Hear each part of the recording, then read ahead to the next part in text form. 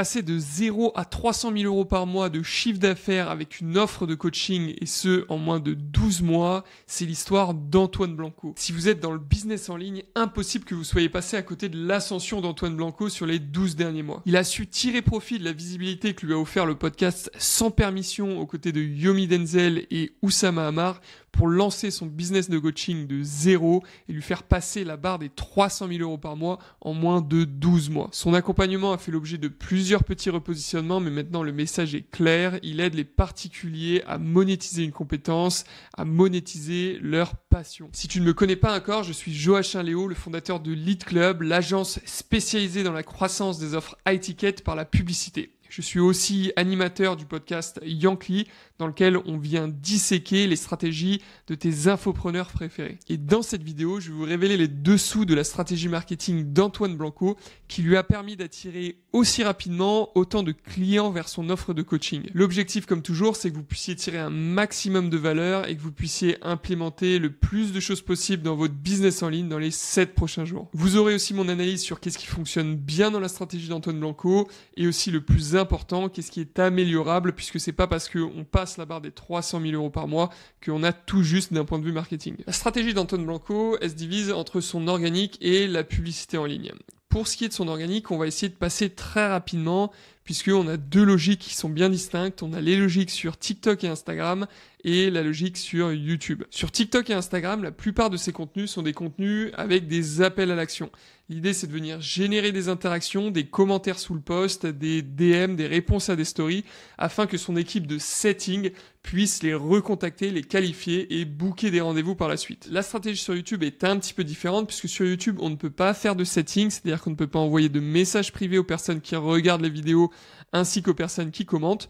Du coup, les contenus vidéo, que ce soit le LinkedIn public, les témoignages, les podcasts, mais aussi tous les contenus un peu plus top of funnel que va créer Antoine Blanco, auront pour objectif de rediriger vers la masterclass. Donc sa masterclass qui n'est rien d'autre en fait qu'une VSL, qui va être la pierre angulaire de sa stratégie marketing, que ce soit sur l'organique YouTube, mais aussi sur la publicité en ligne. Les personnes vont donc cliquer sur le lien qui va être dans la description sous la vidéo, vont tomber sur un formulaire comme vous pouvez le voir ici, vont mettre prénom, numéro de téléphone et email et pourront accéder ensuite à cette VSL d'une dizaine de minutes qui aura pour objectif de prédisposer la personne, de l'éduquer autour de ce que fait Antoine Blanco et de lui faire passer à l'action en prenant un rendez-vous. Toutes ces personnes qui n'auront pas pris rendez-vous d'elles-mêmes seront requalifiées par du setting sur WhatsApp puisqu'elles auront laissé leur numéro en amont pour accéder à la vidéo et donc ça permettra d'aller chercher toutes ces personnes qui n'ont pas pris rendez-vous d'elles-mêmes et donc de les qualifier et de leur proposer un rendez-vous si c'est pertinent. Les plus de sa stratégie organique, c'est qu'il y a une très bonne segmentation de l'usage des plateformes, que ce soit Instagram ou YouTube. Instagram, on va venir chercher un maximum d'interactions, on va venir utiliser un maximum la fonction message privé avec le setting pour booker du rendez-vous, et sur YouTube, on va évidemment utiliser la qualification et la qualification des prospects pour les rediriger sur un contenu où on va pouvoir ensuite prendre contact avec eux, donc cette masterclass. Un autre élément très important sur Instagram, c'est qu'à l'heure où je vous parle, Antoine Blanco a déployé une intelligence artificielle pour gérer toutes les interactions sur son Instagram, donc en message privé, peut-être pas toutes, mais en tout cas une bonne partie des interactions, notamment sur des posts et sur des stories, afin justement de venir traiter des volumes qui soient beaucoup plus conséquents, qu'on ne soit pas limité, on va dire, par l'humain et par les setters, et que derrière, eh bien, on puisse booker des calls en automatique avec une intelligence artificielle qui va personnaliser chacune des discussions qu'elle aura avec les abonnés d'Antoine Blanco, en bien évidemment ayant un appel à l'action pour booker un rendez-vous avec une équipe de vente. Donc voilà, sur la partie organique, c'est pas là où je vais m'éterniser. Je pense que j'ai beaucoup plus de valeur à vous partager sur la partie publicité, notamment sur tout ce qui va être logique de testing. Et vous allez voir que il y a des choses qui sont très bien, qui sont mises en place, mais il y a aussi beaucoup de choses qui peuvent être améliorées. Alors on va se retrouver directement sur la bibliothèque publicitaire d'Antoine Blanco. Et un élément qu'il faut garder en tête, c'est que une bonne stratégie de testing publicitaire, c'est une stratégie qui vient tester plusieurs angles, plusieurs manières de s'adresser à son prospect, plusieurs points de douleur, et c'est notamment ce qu'a pu faire Antoine Blanco ici sur cette stratégie. Je vais vous passer quelques petites publicités, donc toutes ces publicités redirigent évidemment vers la masterclass qui est le pivot de conversion de cette stratégie publicitaire, et vous allez voir ici que on vient tester plusieurs angles et plusieurs points de douleur du prospect. Je vais vous partager ici cette vidéo. En 2021, la France comptait 17 millions de retraités qui percevaient en moyenne une pension de 1 366 € net par mois. Premier point de douleur, la peur justement de ne pas avoir de retraite. Deuxième point de douleur ici. Ces personnes étaient salariées comme toi avant et rêvaient de plus de liberté. Alors non, c'est pas... Point de douleur de le manque de liberté. Et en fait, vous allez voir qu'avec toutes les vidéos différentes, on va venir tester plusieurs angles. Et l'idée ici, c'est pas de se dire que bon, on va essayer de toucher tout le monde. L'idée, c'est d'essayer de comprendre qui est le plus propice derrière à convertir. Parce que quand on fait une stratégie publicitaire, même quand on a beaucoup de volume comme ça, le plus gros challenge tout au long de l'aventure entrepreneuriale, c'est de comprendre qui exactement est notre prospect.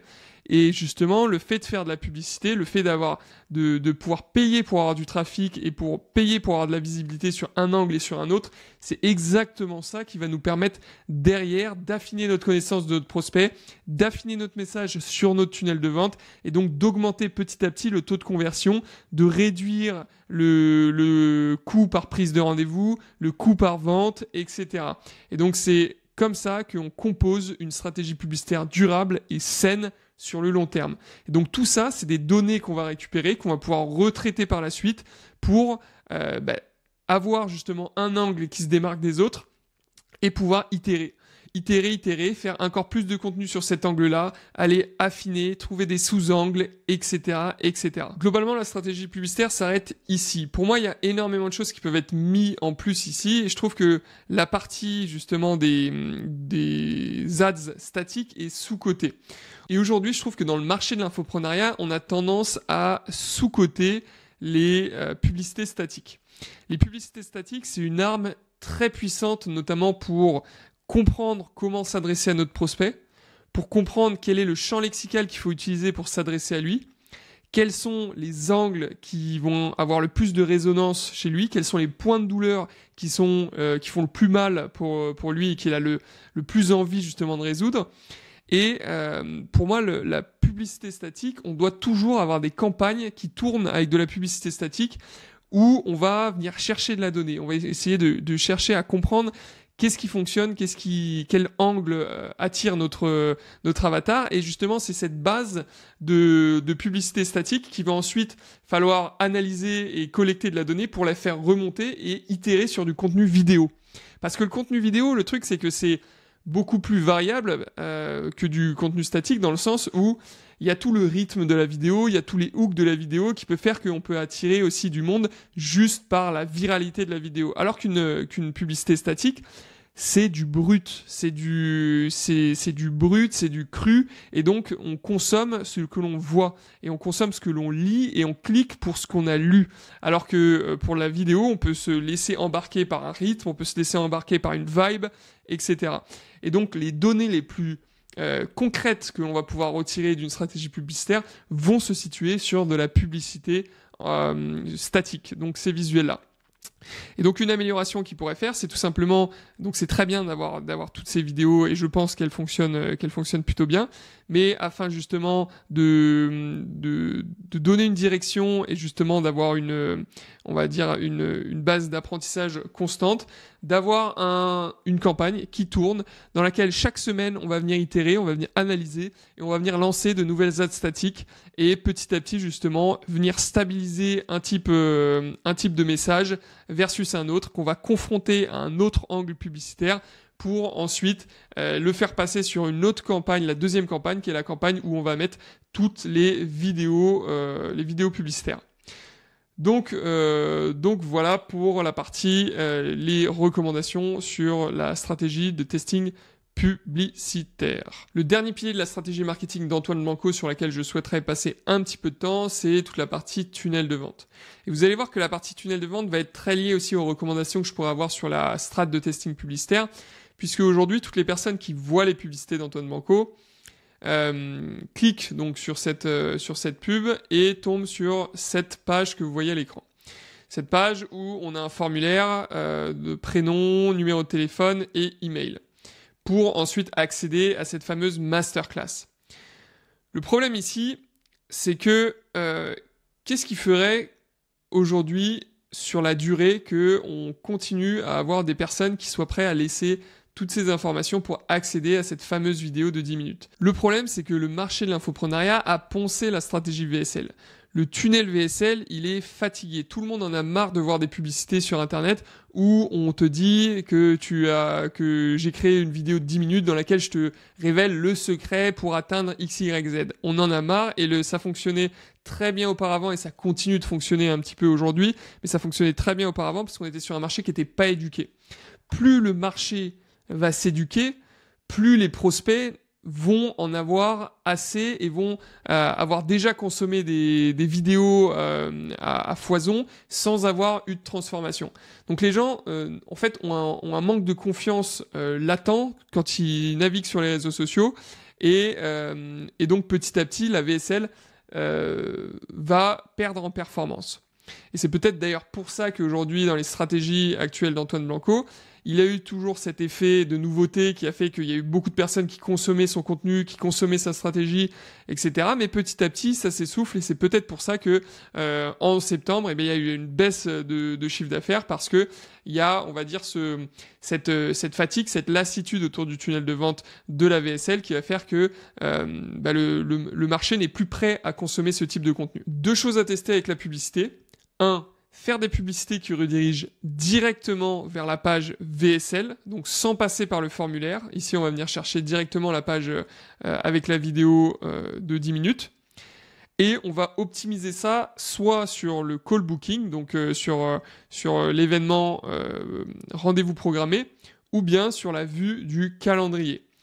Pourquoi ? Parce que si on optimise sur la vue de la VSL, eh bien on va juste avoir du trafic, l'algorithme va être mal nourri et donc derrière les campagnes vont pas aller dans la bonne direction et vont ramener des prospects qui vont être pourris et qui vont en fait jamais booker de rendez-vous. Alors que si on optimise cette publicité sur soit la vue du calendrier, donc la troisième page du tunnel, soit le rendez-vous booké, eh bien, derrière, on aura des événements qui vont être plus durs à avoir et donc qui vont augmenter la qualification et l'exigence de l'algorithme dans la manière dont elle va aller choisir ses prospects.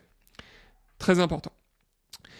Deuxième test à faire, c'est, selon moi, et ça c'est ce que je recommande avec tous nos clients, c'est d'ailleurs la stratégie qui nous a fait abandonner les VSL, qui nous a fait abandonner les webinaires chez Lead Club et qui a surpassé tous les autres tunnels d'un point de vue performance, c'est le tunnel Dyson.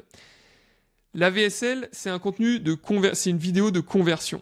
Aujourd'hui, la VSL, c'est du storytelling et le marché en a vu de toutes les couleurs. Aujourd'hui, ce qu'attend le marché de quelqu'un avec qui il veut travailler, c'est de savoir que déjà c'est la bonne personne pour répondre à leurs problèmes, mais aussi qu'il a les capacités, qu'il a les compétences et qu'il n'en est pas à son coup d'essai. Donc, la VSL, c'est un format de conversion, mais il y a plein d'autres formats vidéo qui peuvent très bien faire l'affaire. Donc pour moi, ce que je ferais, c'est que je testerai un autre format un peu plus éducatif. On vient venir travailler 100% du copywriting, mais non pas sur la création de storytelling, mais plus sur le mécanisme unique que va utiliser Antoine Blanco pour obtenir des résultats à ses élèves, pour faire obtenir des résultats à ses élèves. Le mécanisme unique, c'est qu'est-ce qui fait dans ta démarche dans ta démarche et dans ton accompagnement, qu'est-ce qui fait que tu es différent de tout ce qu'on a pu voir sur le marché? Et c'est la base d'un accompagnement. Être différent, avoir un mécanisme unique. Et donc, on va pouvoir faire des vidéos, donc des vidéos peut-être beaucoup moins travaillées au niveau du montage, etc., beaucoup plus brutes, mais qui vont avoir justement un pouvoir bien plus fort que la VSL pour démontrer le mécanisme unique. Je vous mets un exemple de vidéo de ce type-là que nous, on a mis en place chez Lead Club, qui est très parlant et qui fonctionne très bien, puisqu'on a des watch time qui sont entre 50 et 60% sur du trafic froid.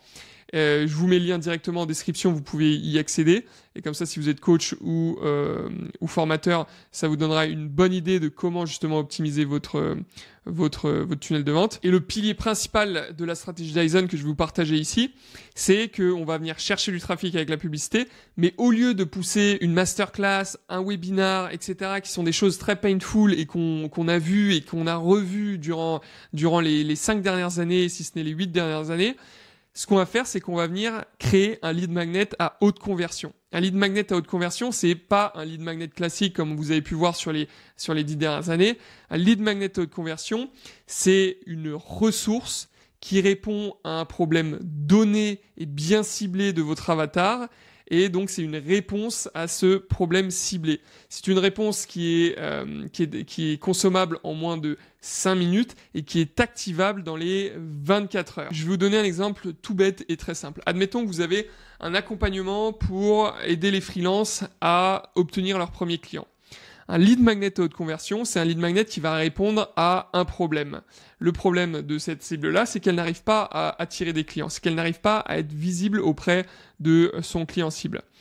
Et donc, un sous-problème à ce problème général, c'est tout simplement que je suis mal ranké sur la plateforme Malte. Malte qui est la plateforme pour obtenir justement des missions en freelance. Une réponse concrète à ce sous-problème, ça peut être tout simplement la structure en 8 étapes de ton profil Malte pour attirer une demande de mission par jour en moins de 30 jours. C'est très simple, c'est activable en moins de 24 heures. Ça peut être tout bêtement un one-pager où on décrit à quoi doit ressembler ton profil Malte et qu'est-ce qu'il doit comprendre. Et tout simplement derrière, eh bien, on vient qualifier ces personnes-là et on va pouvoir les retraiter derrière, que ce soit en setting, que ce soit avec un pivot de conversion vidéo, etc., etc. Vous avez compris la logique du tunnel Dyson, c'est très important, c'est qu'au lieu de demander à une personne de venir regarder votre vidéo, eh bien, c'est elle qui vient nous voir parce qu'on a quelque chose dont elle a besoin et ce dont elle a besoin, c'est cette ressource-là.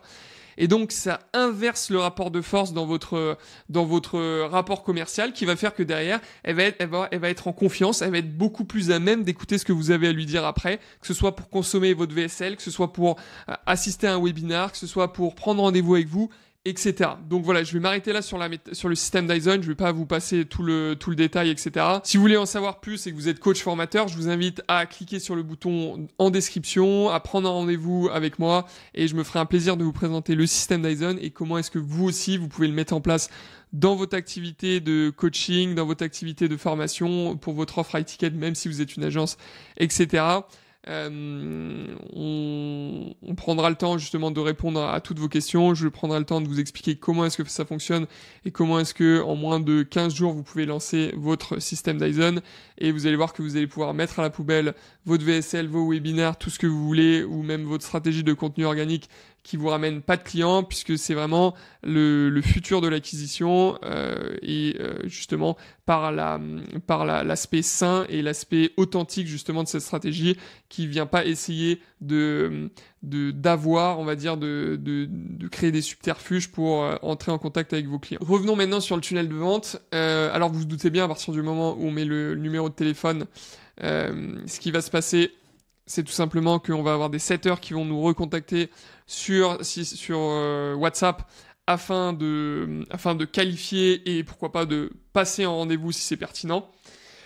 Ça, c'est aussi un très bon point. C'est un plus d'ailleurs de la stratégie d'Antoine Blanco, c'est que le setting est vraiment très bien utilisé, que ce soit sur la partie réseaux sociaux, qui va être d'ailleurs utilisé avec l'IA maintenant, et aussi sur la partie WhatsApp où les setters viennent reprendre la main sur tous les leads qui n'ont pas pris rendez-vous. Ça, c'est quelque chose que j'aime beaucoup et que je recommande. Et en plus de ça, ça permet quand on dépense un budget publicitaire de pas être passif, c'est-à-dire qu'on n'attend pas que les personnes prennent rendez-vous, parce qu'il y a toujours des personnes pour qui ils n'ont pas forcément l'habitude de prendre rendez-vous sur des calendriers, et si on leur propose directement en message avec une interaction humaine, eh bien ils sont bien plus enclins à prendre rendez-vous. Pour moi, le point négatif là de cette page-là, c'est vraiment la copie de la VSL. Je sais pas c'est quoi le watch time et le taux de conversion, mais je le trouve un peu passé, on va dire, comme type de copywriting. Je pense qu'il y a beaucoup mieux à faire, et ça m'étonne d'ailleurs qu'il n'ait pas testé d'autres VSL, puisque ça fait quand même plusieurs fois que que je passe sur ce tunnel-là. Et je vois pas d'évolution, je vois pas d'A/B test sur la partie pivot de conversion.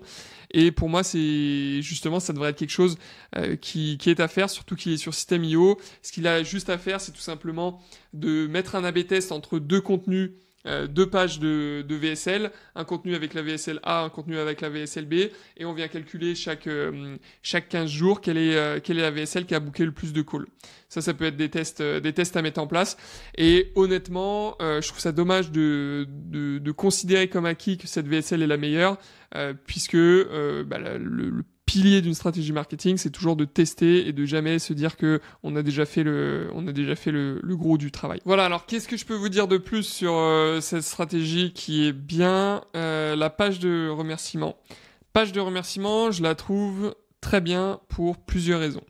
La première, c'est que donc on a cette première vidéo qui vient donner encore plus d'éducation. C'est pas une simple vidéo de remerciement. On vient dire merci d'avoir pris rendez-vous, regarde tes spams et note-le dans ton agenda.